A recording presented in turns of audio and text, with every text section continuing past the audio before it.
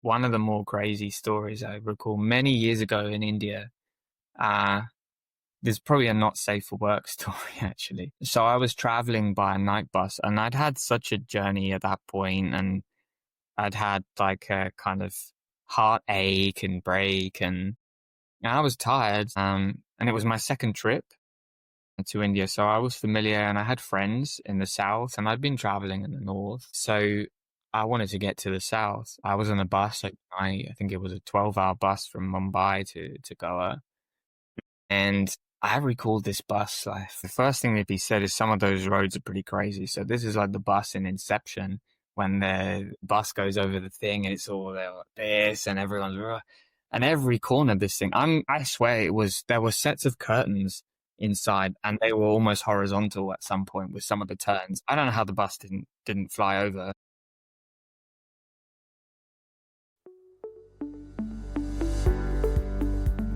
Hello, and welcome to the Neurodiversity Voices podcast. I'm your host, Paul.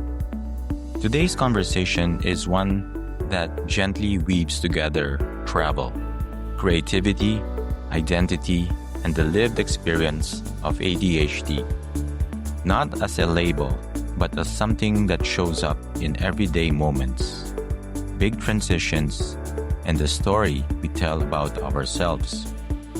My guest today is Nathan, a storyteller, photographer, theater director, and someone whose life has taken him across continents, cultures, and creative paths. In this episode, we talk about what it means to live between places, to feel grounded and unsettled at the same time, and to navigate ADHD across different systems, countries, and expectations. We explore misdiagnosis, hyperfocus, humor, and the beauty of being a generalist in a world that often demands specialization.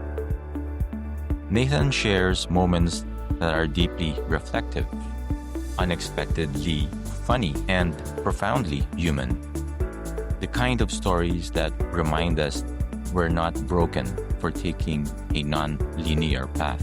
So, wherever you're listening from, I invite you to slow down, settle in, and join us for a conversation about perspective, creativity, and what it means to belong, not to one box, but to the world. Nathan, welcome to the Neurodiversity Voices podcast. I'm so glad you're here. Let's jump right in. You've had quite an international life, moving across several countries before landing here in Canada. Can you paint us a quick picture of that journey? Was there a place that really surprised you in either way or hardest way? Yeah, definitely. So my journey here, I suppose in terms of international, I first started traveling when I was 19. That was the first time that I left my country at all. I never had the chance when I was younger. And I just went for 1 week in Berlin. And it was great. It kind of gave me a taste. I remember at the time I told myself, right, I'm going to go every month to Europe. It's really easy from the UK. And it didn't quite happen. I think it was another 2 years before I went anywhere. It was after I'd finished a contract as a youth worker and I did a training course in Denmark. The same company then offered me a job 2 months after. But in between that, I went to train as a yoga teacher in India. So I went to India, then I moved to Denmark and I lived there. And I came back to the UK and then I had quite a few years of transience. So I ended up traveling more, going back to India, living there.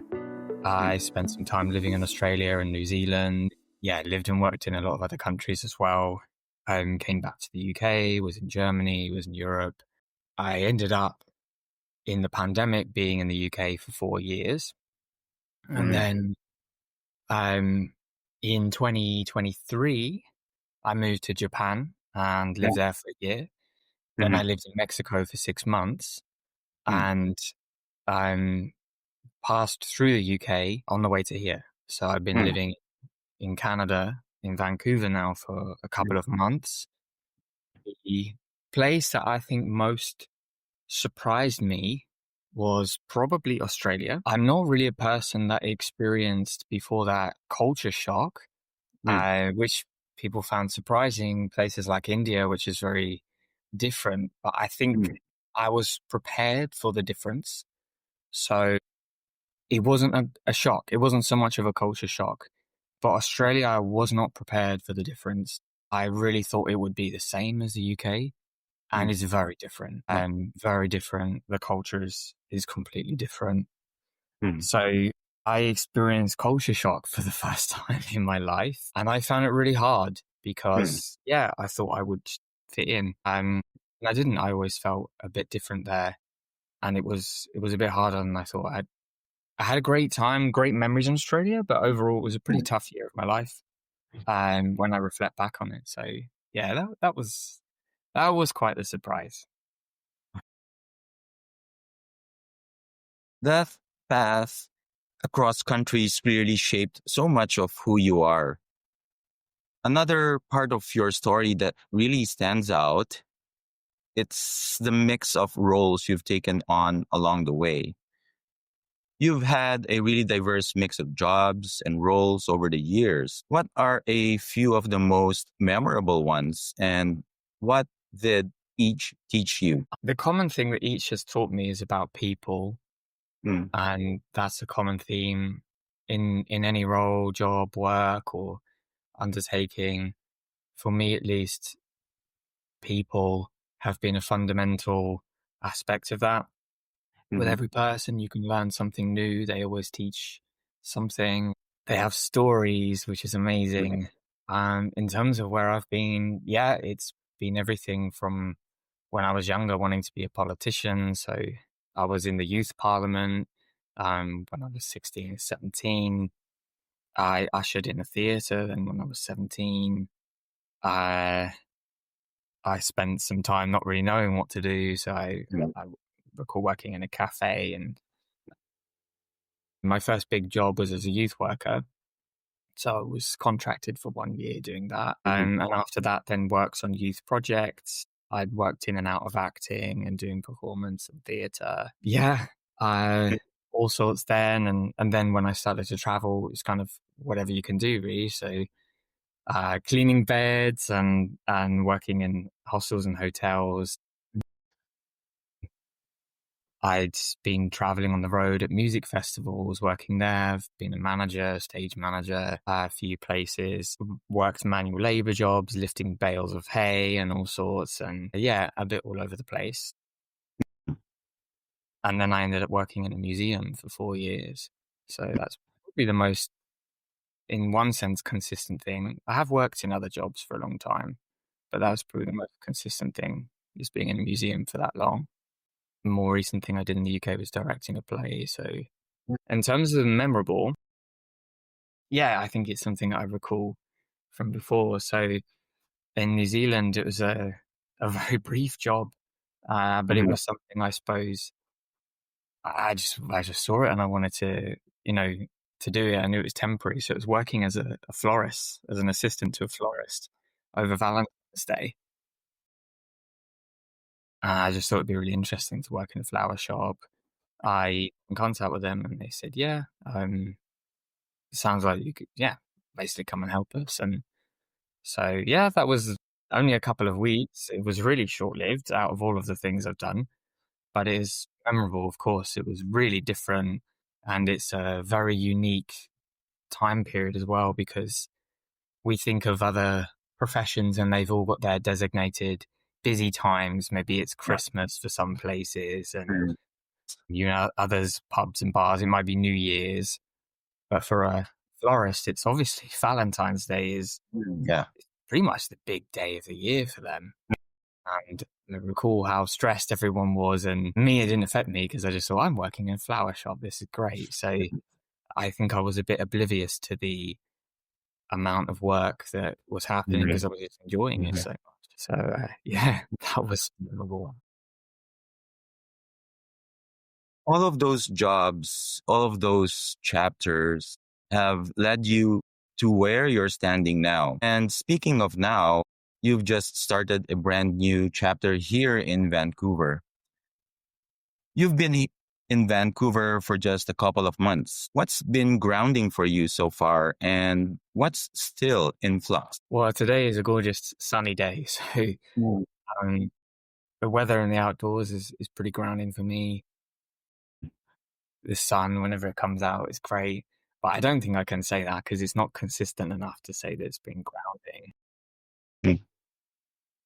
I think for me, it's a bit of a funny answer, but food really is something that's always been, I've always used it to ground myself. And if my food routines are off, then pretty much the rest of me is as well. There's something about slowing down and taking the time to prepare food that just brings you back to the basics. Sometimes I can be a bit too attached to it in the routines, and then you get frustrated because you think, oh, I'm just a slave to this routine. But at the same time, you have to eat.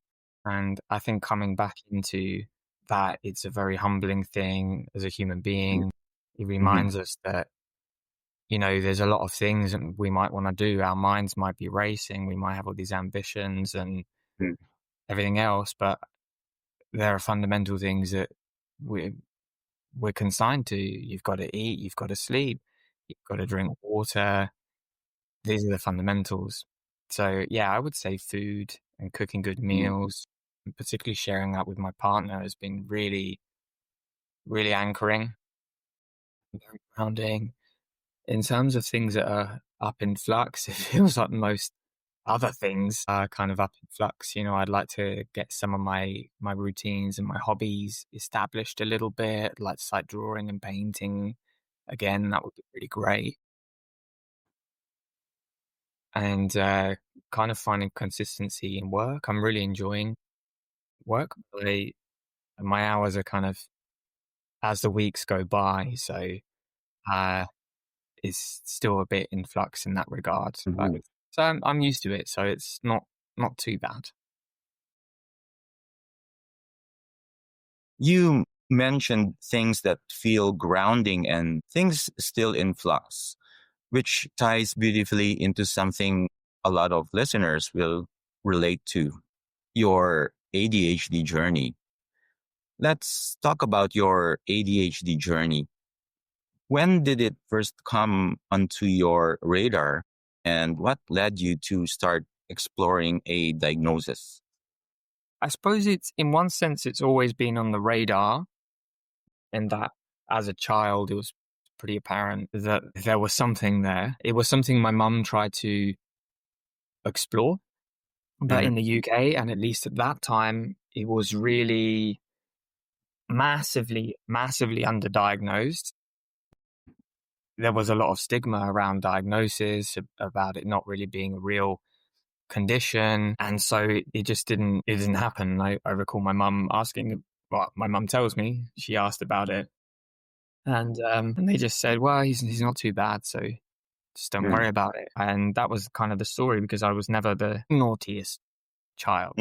There was always, one or two kids that were more of a handful in the classroom.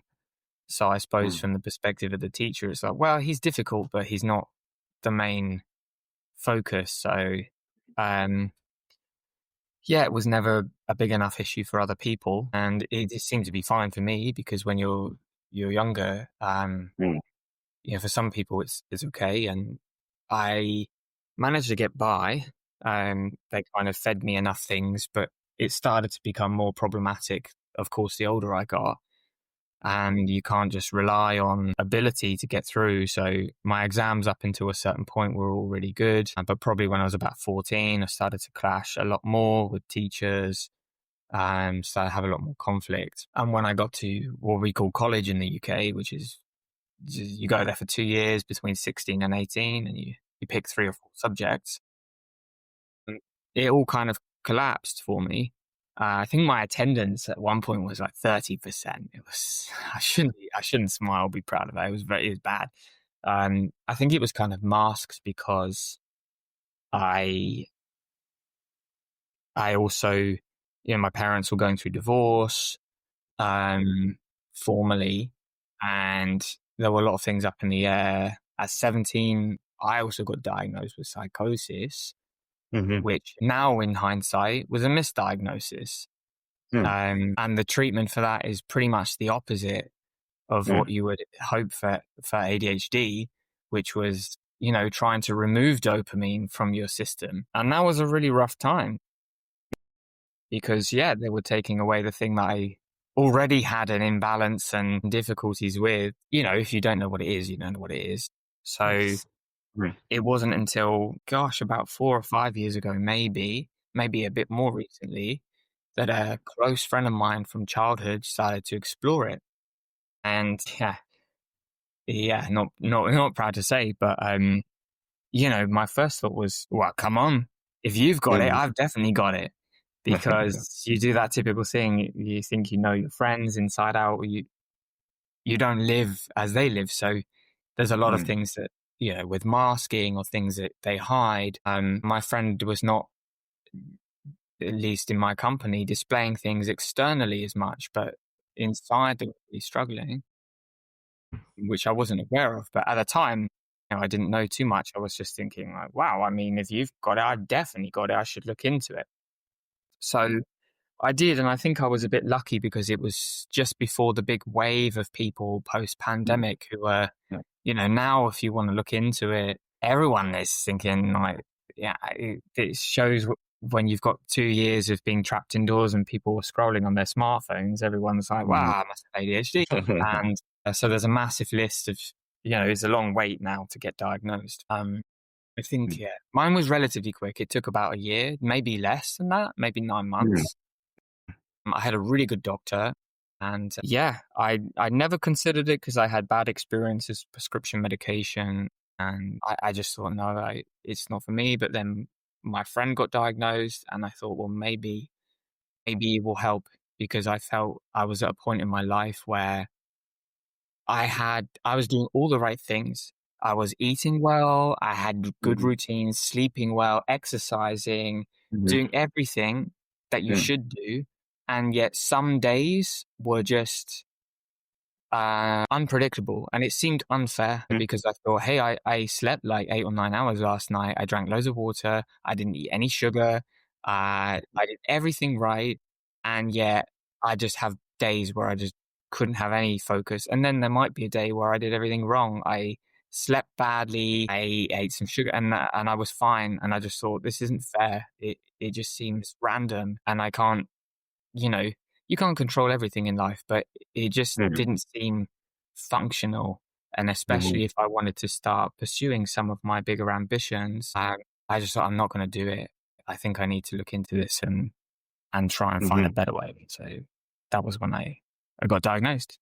Yeah.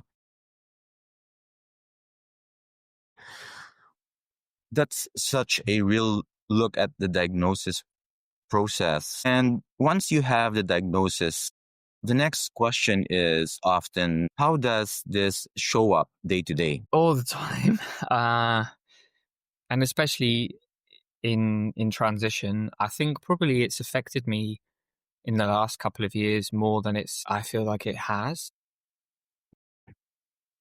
Because at some point you just accumulate things, possessions, projects for me. And I think I'm feeling the weight of like having too many unfinished things and still wanting to finish them and hold on to them, but realizing that, well, I don't have a time machine.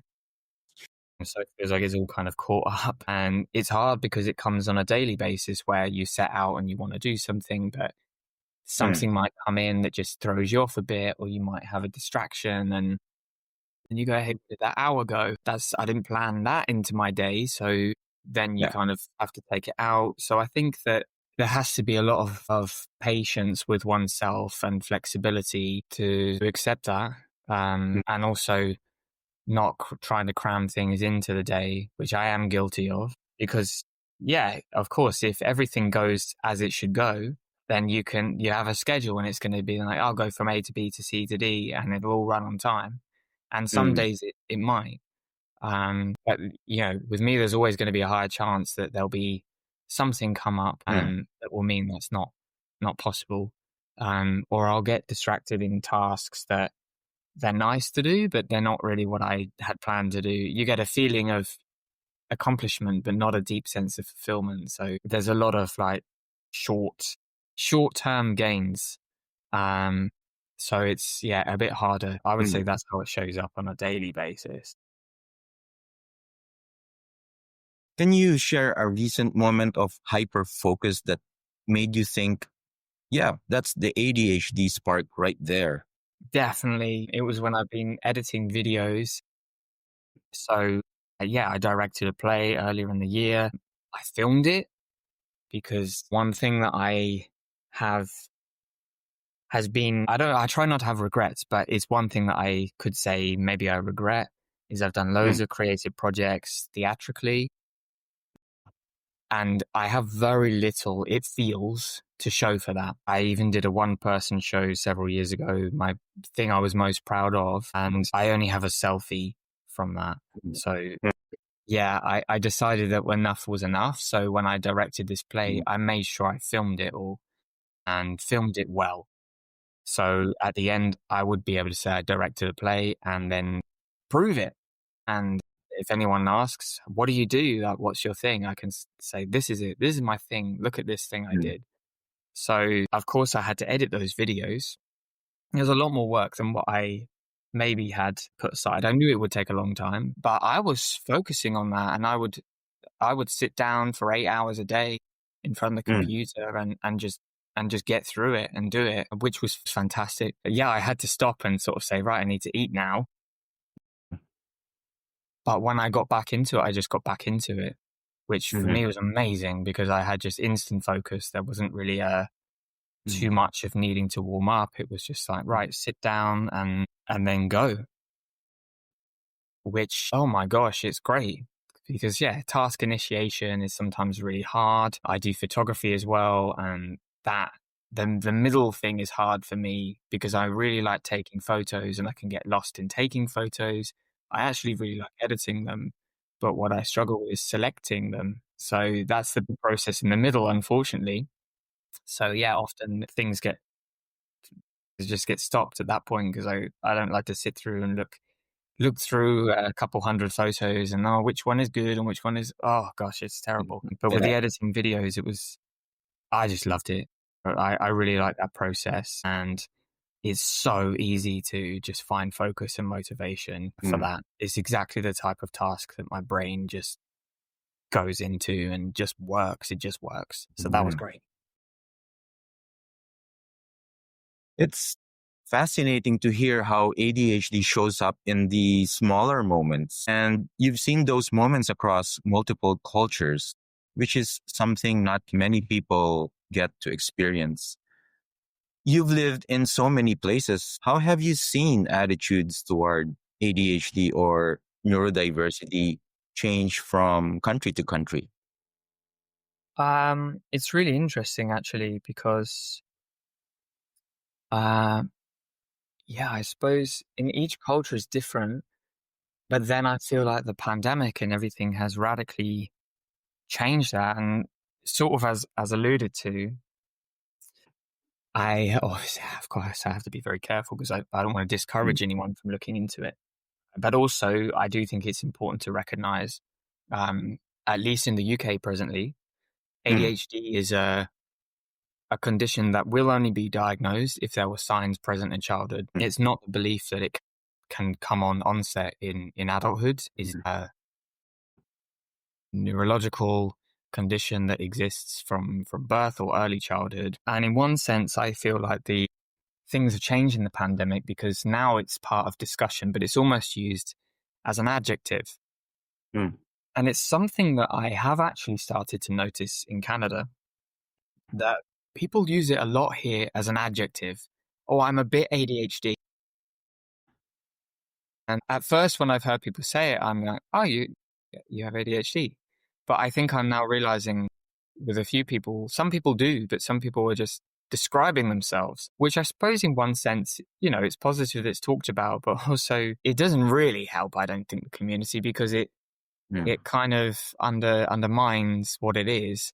And it's not just about being, not able to stop talking or so on, because not everyone who has ADHD has those signs. It's also emotional regulation and how you deal and respond to things. There's so much more that people don't necessarily realize that's going on there. And I think the pandemic has changed that a lot because, of course, a lot of people had all of that time where they were stuck in and there was a big digital thing. And I do think that the digital world we live in, it kind of encourages behaviors that do resemble things that look like ADHD with social media and Instagram and doom scrolling. And if you get into those habits, your brain is getting used to those quick dopamine hits, and it can end up looking like very similar to ADHD. And of course, a lot of people who have ADHD get sucked into those things because it's very easy.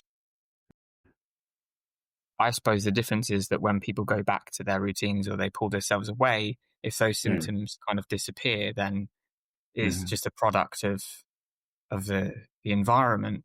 Whereas people with ADHD, the symptoms don't disappear. They might get a bit better, but they're still present. And that's, like I said, even before when I had all my routines and everything, I still had problems. So it was really frustrating. And I would say that the whole world has changed in that sense because now it's on the radar and it's talked about, but we're still not quite there. There's like, okay, it's positive because it's probably not stigmatized as much, but maybe it's going the other way where people are using the word a bit too freely. There are differences in cultures. So as mentioned, in the UK, at least, for so many years, it was underdiagnosed.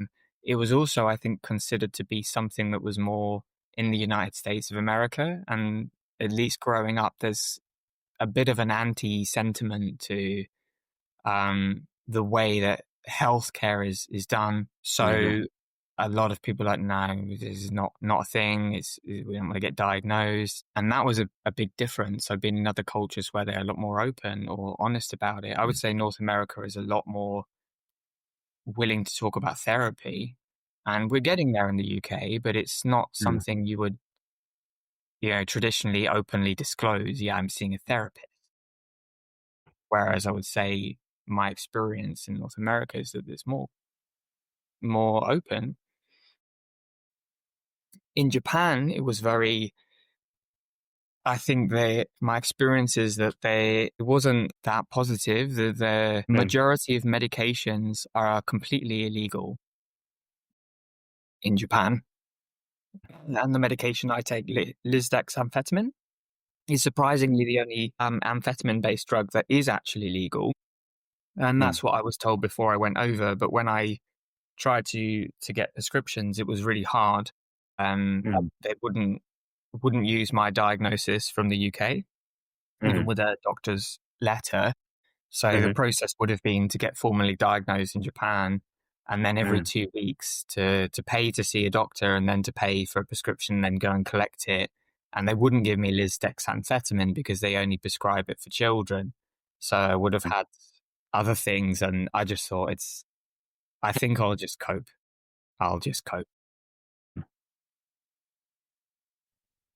Yeah, that was very different. You go to some countries, there isn't an understanding. Some there is. Some countries are more medication heavy. Others, they might not necessarily call it ADHD, but there's an understanding of the type of energy or so on. In India, in the philosophies that I studied, it might be more Vata energy, which is very airy energy. And so it might be, okay, these are, in traditional Ayurveda, these are the types of foods you should eat to enhance it.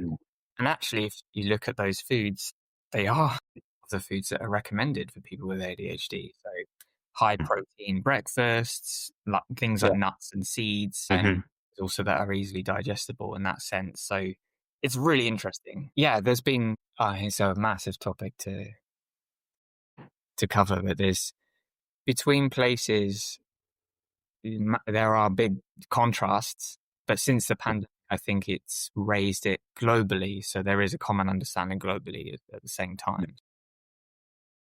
Now that you're in Canada, what are you hopeful or maybe a bit nervous about in terms of navigating care and support? I am actually so nervous about it all. I, of course, come from a country where you don't have to think about it. Healthcare it's free. You just walk in and yeah, I'm not gonna, I can't say you just walk in and see a doctor because there are waiting lists and so on. But paying is not something you have to worry about. And it's not an unpleasant surprise. So at the moment, I know I need to explore that because I only bought a certain amount of medication with me. I could only do that. And I know that will end. So it's something that I have to think about and yeah, think about how to approach that. So it's all very new for me. And health is really important for me. So it's something that I want to get right, but it is scary because it's so different. And yeah, no one really wants to get stung with a medical bill or what is covered and what isn't covered and what's it going to cost and how easy will it all be. I also know that with my medication, from what I've read, I would have to go on a trial of 2 other drugs before. But of course, I would hope that I've already been taking this dexamphetamine for a while. So hopefully I could just jump straight to that and say, here's a prescription. Can I keep with that? I know it works for me. I know it's fine. So yeah, that is something. I mean, I'm hopeful, and from what I've seen so far, I've already met other people with ADHD, and it seems to me that it's really seems to be that people are supported and at least understood. There doesn't seem to be any intolerance or prejudice, or it seems that there's a good understanding. So yeah, that would be my hope that my initial impression is how it is, and that there's also good support out here, and it would be nice to keep meeting people and feeling like there's a community. Of course, sometimes the only thing you can do is laugh. And I know you've collected a few stories along the way that capture the lighter side of it all. We all have those moments when ADHD makes life a bit more unpredictable. Do you have a story that still makes you laugh when you think about it? So many stories. There's one that I certainly will tell. I don't know how much of I think it's an ADHD thing now I think about it. I mean, there's a lot of things every day that I experience with my partner that we kind of have to laugh, or small things that I do. And yeah, you have a chuckle about.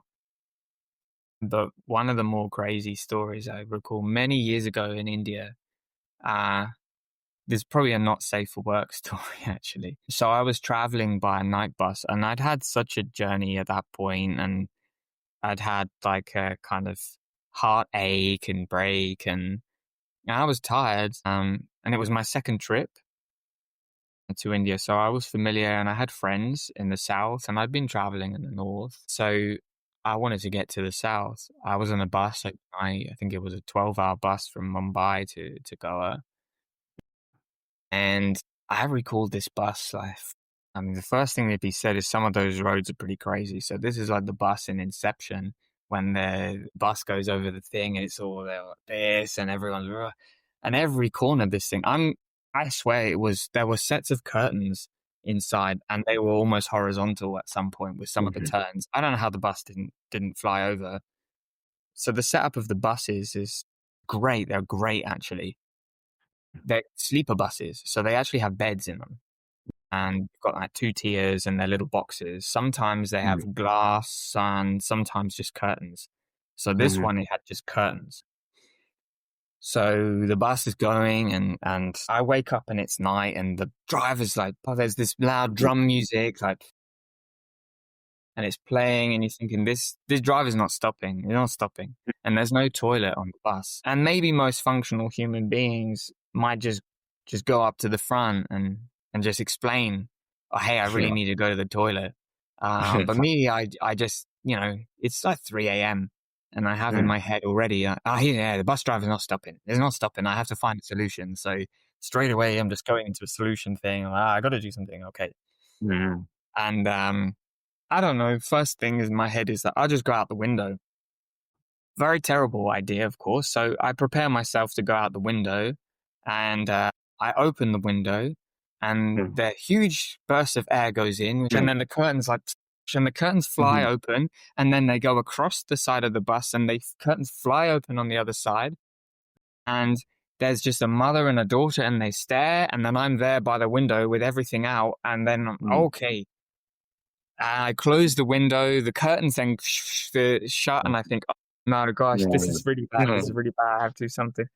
And at this point, I really need to go because I prepared myself and I can barely hold it.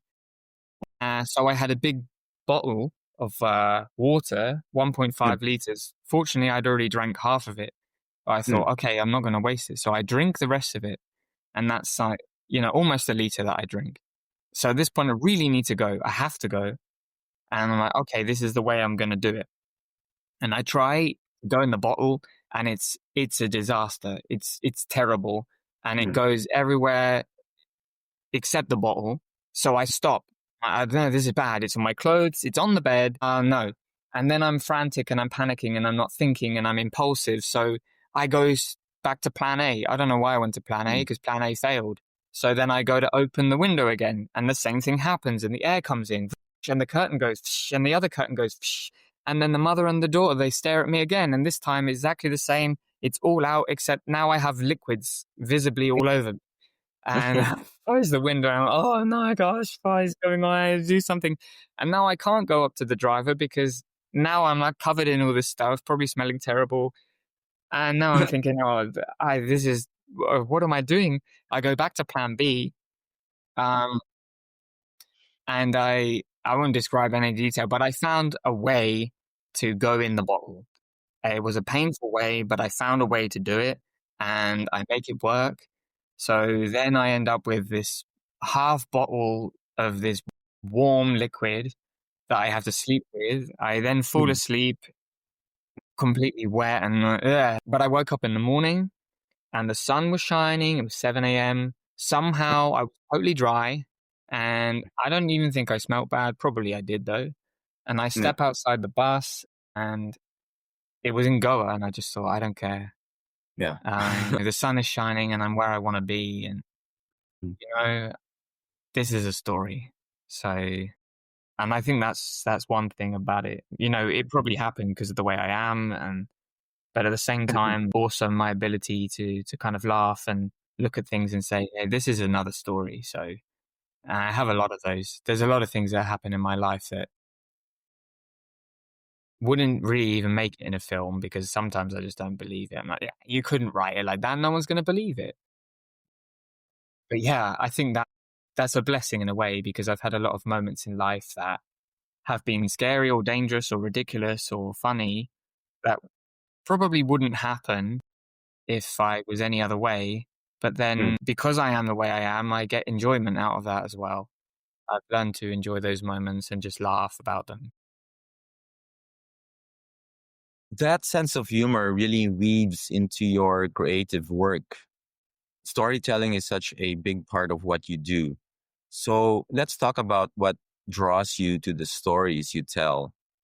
Storytelling is a big part of what you do through photography, directing, and conversation. What kinds of stories are you most drawn to, and why?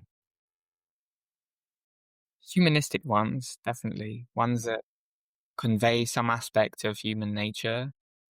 I am really fascinated by people in the ways that I understand them and in the ways that I don't understand them.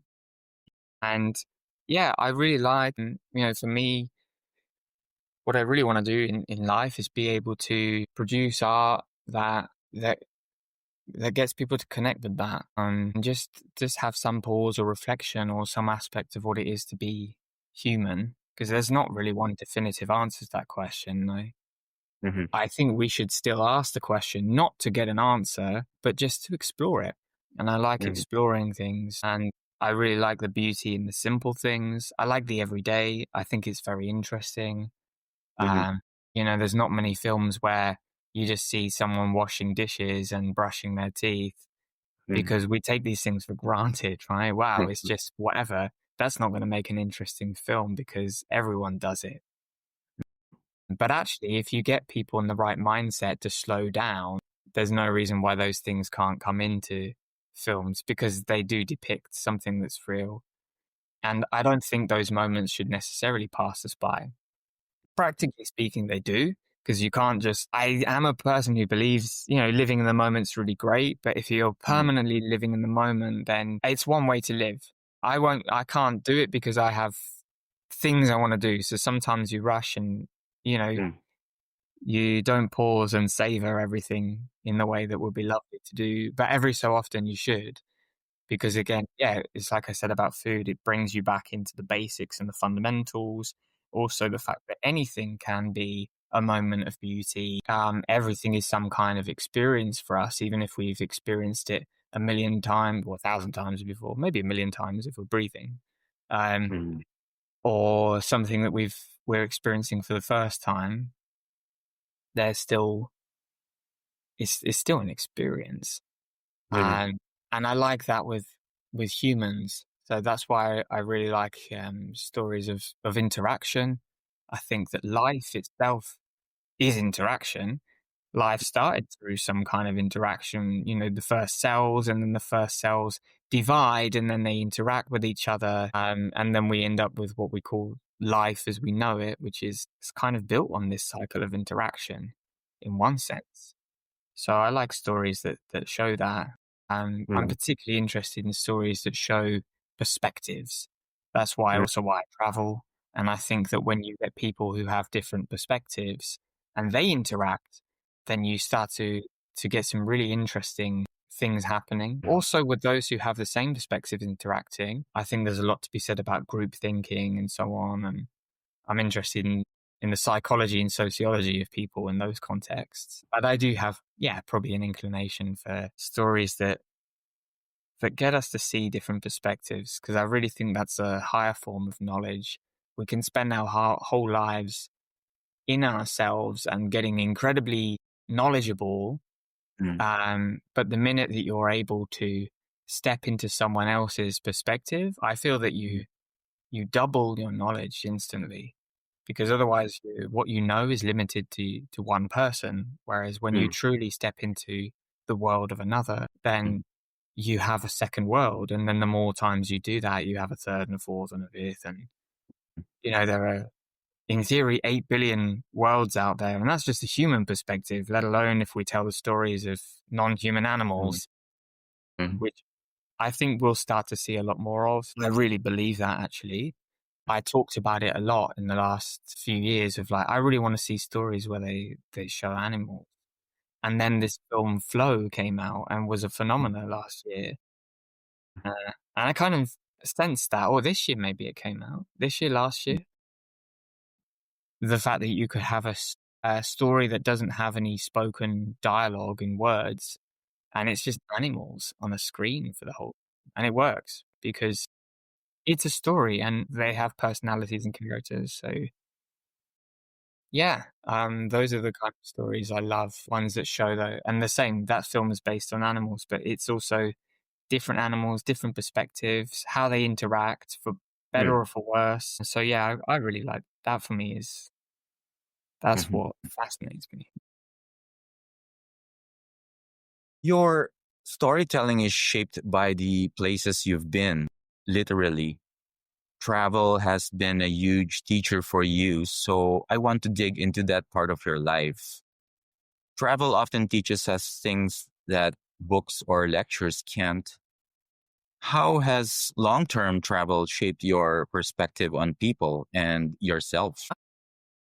I think so much I could say on it. I think each time, but I think before when we talked, it was, so each time you break down expectations, and I've learned to try not to have expectations, but you can't help it sometimes.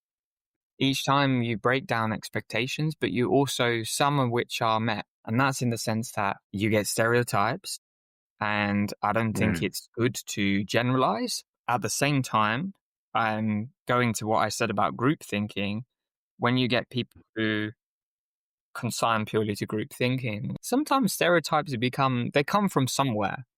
And I think it's not fair for us to be prejudiced or judge someone based on how we initially perceive them, because that's just a false stereotype. It's, not giving a person a chance to be themselves before you've already labeled them. At the same time, sometimes then people don't, they might have certain expectations placed on them by their respective societies, and they might conform to that. And that might be where you start to see things like stereotypes.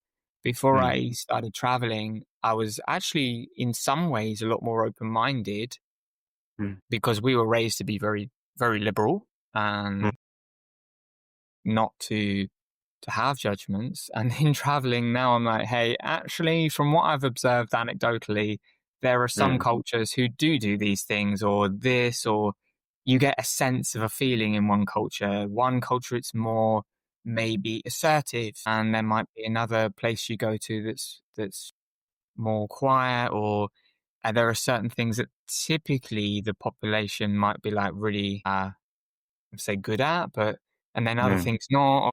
You start to see those things, and you never want to go far down that path because you end up, then you talk about racism and so on, which is certainly not good.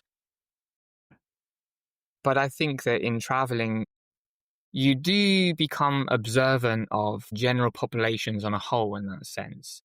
So there's a sort of quest within to make sure the balance is in check there and to keep yourself in check, which is funny because most people talk about travel and making you more open-minded. But I suppose if you start out open-minded, then it might close your mind, which at times is not, it's good to have a bit of a balance. And you also then are met with things that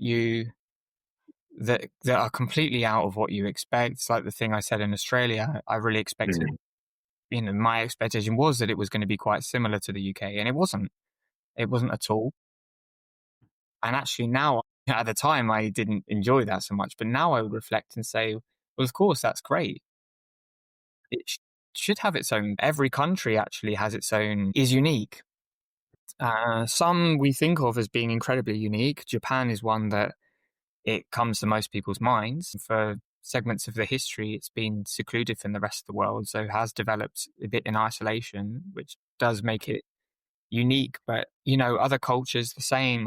I'm European, I come from Europe, and if you're looking on the outside, because when we're inside Europe we think we're very different, but actually on the outside you start to see, well, a lot of European countries are really similar. There's a common European identity or way of thinking, but at the same time, even if those cultures have developed very closely to one another, they're still unique and different, and there's still different things. So yeah, in that sense, that's been something that's come away from it. I would say how it shaped me is I really feel it's funny. Before I traveled, I really considered myself as a person of the world, first and foremost, not as someone who is English or British or so on. Of course, as you travel, you start to then realize, these are things that I have, that I'm a stereotype. I drink a lot of tea, and that's a stereotype of British people, English people. Oh yeah, you drink a lot of tea. And it's true. I have that. That's something that I just did. It's part of growing up in the country. Not everyone, I don't want to generalize. Not every British person drinks lots of tea, but in that sense, I'm stereotypical. And you start to see things in yourself that you do, or you go, okay, that is something that is a product of my upbringing, of my environment. And there are some things that you go, I don't want that. And there are some things like, yeah, I'm good with that. That's, in some senses, I never considered myself a patriotic person. But of course, you start to see the things that you think, oh, that's pretty good, actually. We have this, or I like that. So I think that has been something. I'm not a person that's that attached to identity in that sense, because identity for me is the one thing about us that's not ours. Everything else, our body, our personality, our mind, we possess it directly. But identity is something that is actually given to us by others. We can try our very best to influence it, But ultimately, identity, it's about us being identified, which requires an observer. It requires someone external to us to identify us. And that, again, is a matter of perspective. So in that sense, I've never been too attached to it. Mm. But I would Mhm. say that through traveling, you start to bundle things in that you would say, well, if people could see me and they were to put a label, what aspects would I like? And there's Mm. bits in my speech that I've taken from my time in Denmark or through a Mm. meeting with my partner jokes about it because if I talk, I go da da da da da, like I'll talk, and then I say na na na, and that's really typical for a lot of my French friends. I've picked that up purely from speaking with French people. So there's things in my speech, in the way I am, that I've absorbed. And even though I say, yes, I recognize the parts of me that are British or English, or even Southamptonish, most of me I can say is an amalgamation of the places I've been, definitely. And I do Mm. consider myself in that sense a person of the world. Um, if I were to have a label in that sense, mm, I'm a being of planet Earth first and foremost before I am anything else. And then you start to put other tags on there. Okay, I'm from Europe, I'm this and this. But first and foremost, yeah, I consider Mm. myself as a Mhm. being from this Mm. planet. Mm. And the more I travel and you start to see commonalities between people all over the planet, because we talk about differences, but we're way more similar in most cases. And that's something I think that's really important from travel. Is why it's really important that people have some sense of it, just a sense of things existing that are much bigger than the worlds that we have. And that not being bad, because people say, oh, then you feel really small. But not really, because if you consider that you are part of that thing, then you feel big again. I'm part of a big thing. Individually, I'm small, but I don't have to be an individual if I'm part of a Mm. collective existence. So for me, it's expands your world even more. And yeah, again, the thing of perspectives. The more perspectives from different places, then it just, for me, it's more complete. So that's how it shaped me. Looking back, was there one moment maybe on your travels that completely shifted your path or worldview? Yeah, meeting my partner, 100%. Um, of course, through all of my travels, I've had things and moments that have shaped or changed me, but nothing more so than being in a relationship. I Mm. met my partner when we were both traveling. We Mhm. met in Prague, Mm. and it was a time that I don't think either of us expected to meet anyone. People say that, but I think you have to be open minded, obviously, because if you're really, really like, I'm not going to meet anyone, then you won't. So no matter how people say, oh, we weren't expecting, there was obviously a part of both of us that was not expecting, but open minded. But we did, yeah, we talked about that because also when you're traveling, you don't really expect to meet the love of your life or someone who you're going to build something with because you're Mhm. transient. And Mm. it was a little bit before I was going to move to Japan. So um, I was kind of planning to conclude my ties in Europe Mm. because I was planning to move my life to Asia and to move to Japan and to live there. It was not something that I sort of planned for, and was she the same? And it happened, and we started to build a relationship. Uh, Mhm. she came and stayed with me in Japan twice, and then I ended up living in Mexico for 6 months, which Mm. definitely was, yeah, it's a country that I have always wanted to go to. I feel Mm. connection there. But it wouldn't have been something that would have happened in that moment in my life if it weren't for that Mhm. meeting between us. Mm. And it shaped me in so many ways. Mm. In ways that through then traveling and experiencing another culture, but also experiencing another culture through someone, which Mhm. I think then gives you another layer as well.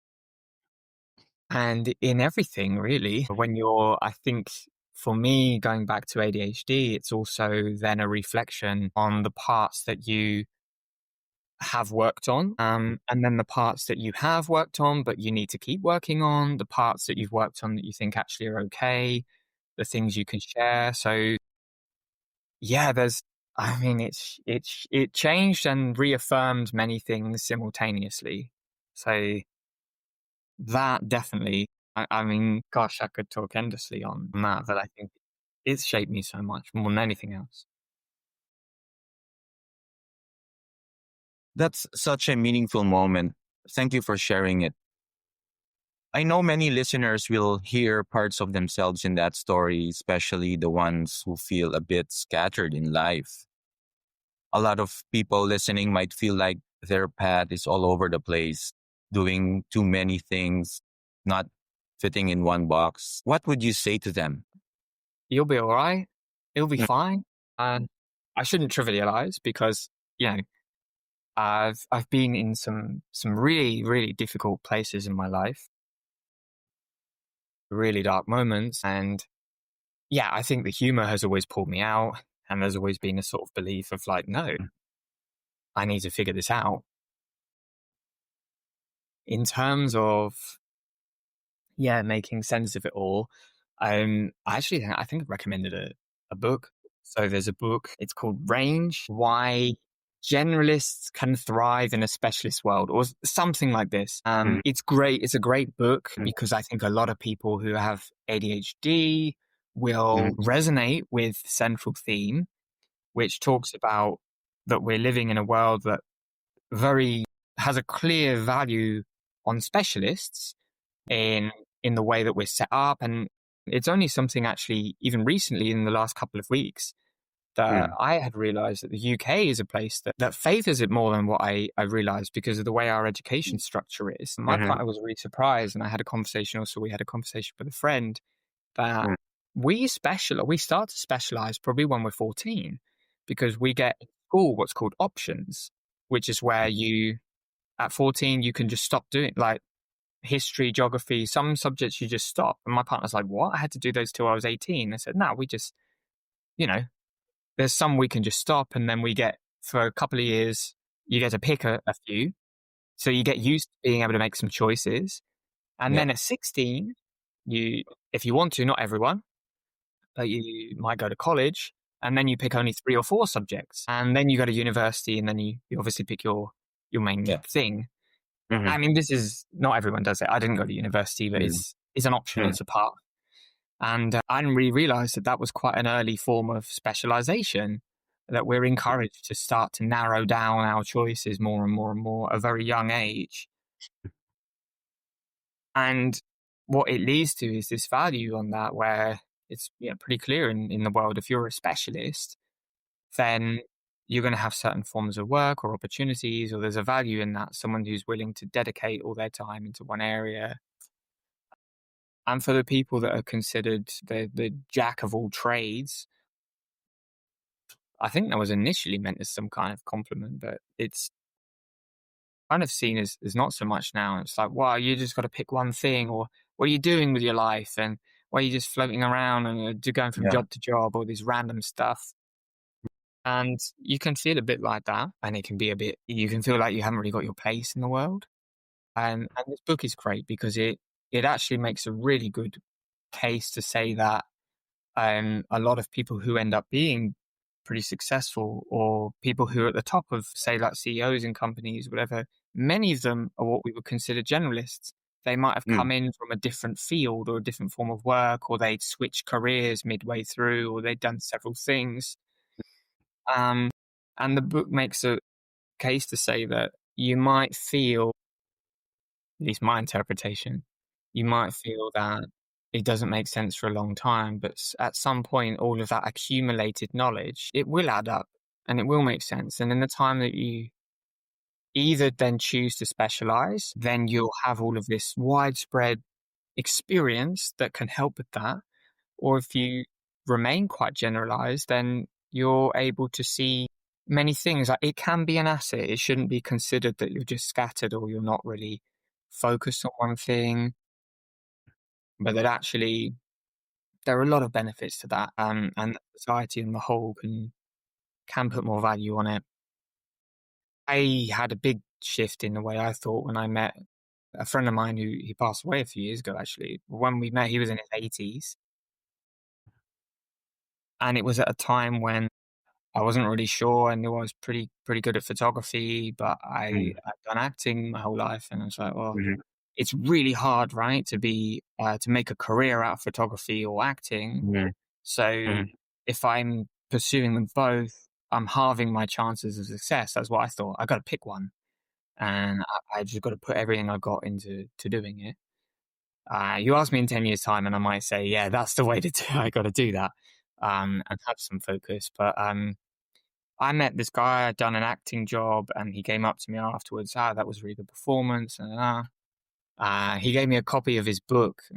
mm, Okay, he'd written the first of a planned trilogy of autobiographies to cover his life. So he had lived a life. And it turned out he'd been briefly a professional footballer before moving into cricket. So he was a professional mm, cricketer. And with his wife, he was running a dance studio. So he was a dance instructor. He ended up running an estate agency. He retrained. He had a big epiphany and he retrained as a social worker and a missionary, and eventually in psychology. So he was a psychotherapist. Um, and then in his latter years, he was a writer.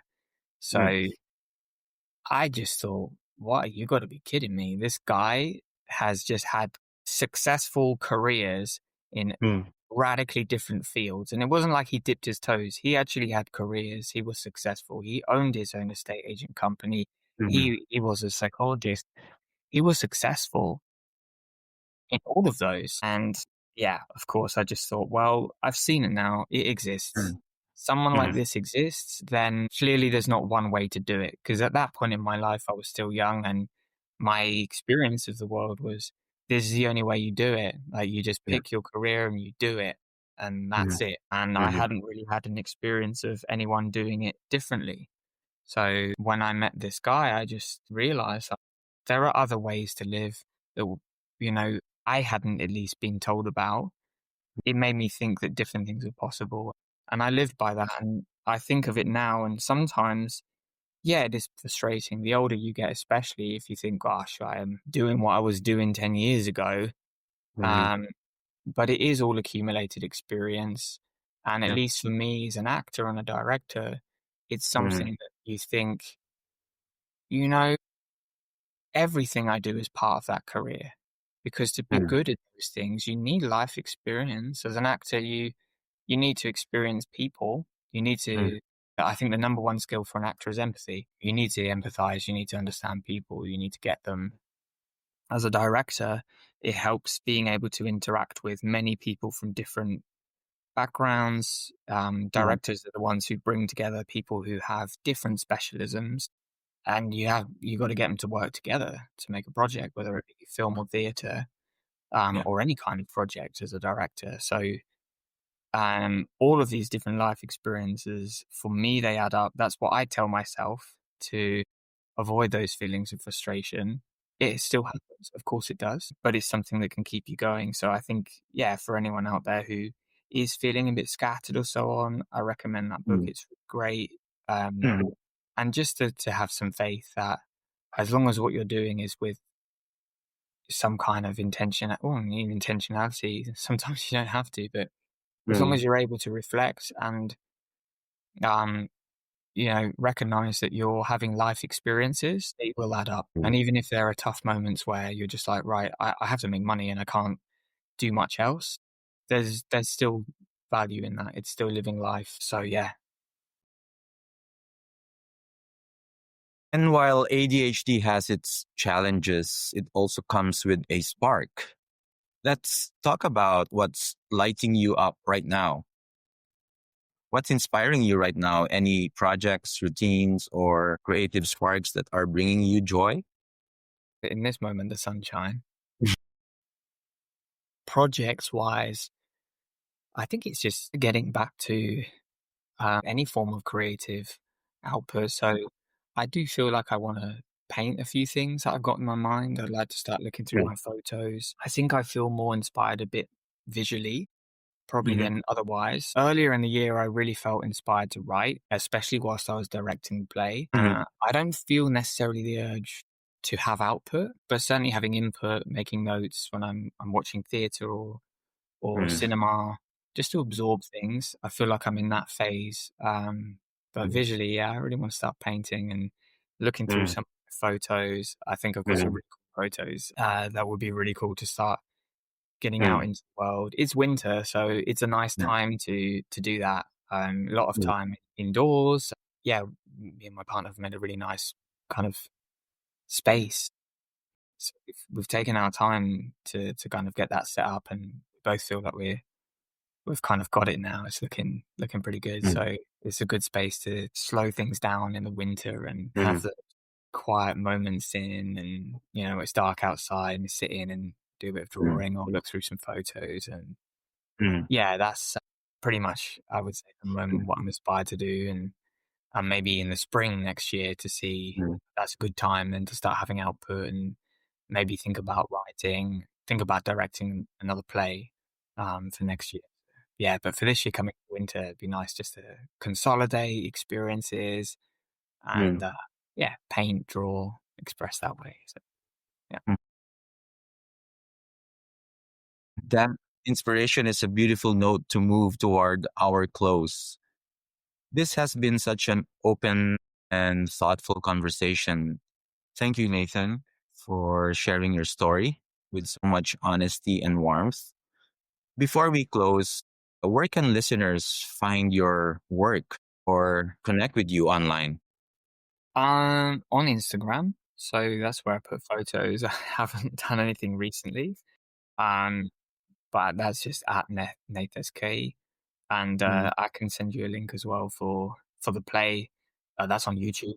And it would be great if people want to watch that play. That would be awesome. Sure. That's the latest thing I'm really pleased with. So yeah, Instagram and YouTube. Hopefully, I'll start putting a few more things on there, being a bit more active. Yeah. Okay. Thank you so much for having. Thank you so much for Thank you, thank you, and thank you for anyone who's listening as well. Yeah, really, thank you. Okay. Nathan, thank you so much for sharing your story with such honesty, curiosity, and warmth. This conversation is a powerful reminder that neurodivergent lives don't need to follow straight lines to be meaningful, and that sometimes the very